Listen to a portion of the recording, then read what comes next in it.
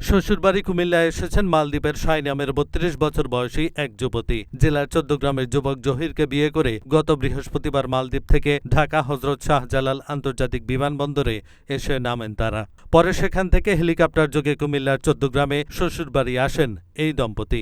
আমার ছেলে মালদ্বীপ থেকে বলই বাংলাদেশ আসছে, এখন বাংলাদেশে আসে তারা নিজের বিয়ে তারা নিজে করছে।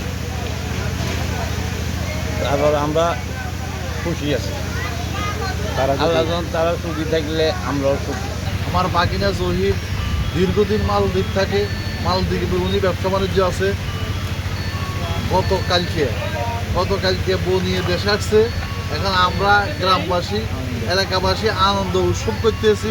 আমরা আজকে বৌভাত চলতেছে, আমরা আজকে সুন্দরভাবে পরিচালনা করতেছি। আমরা অনেক খুশি, আনন্দের ব্যাপার। আল্লাহ তা করে সুখী বানক আর সুন্দরভাবে দাম্পত্য জীবন ভালো থাকুক। এর আগে গত ১৬ জুন মালদ্বীপের রাজধানী মালের অটবি কমিউনিটি সেন্টারে পরিবারের সদস্যদের উপস্থিতিতে বিয়ে হয় তাদের। আমার বাগিনা মালদ্বীপে বিয়ে করছে, দেশে বউ নিয়ে আসছে।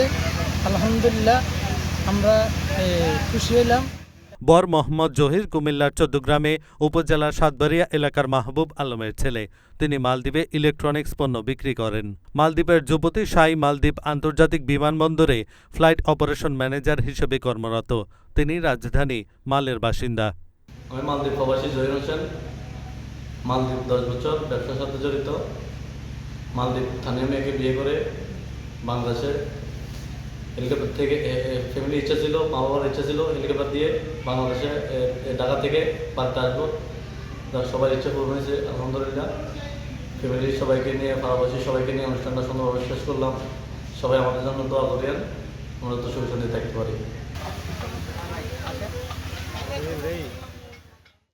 এহসানুল হক, ঢাকা পোস্ট।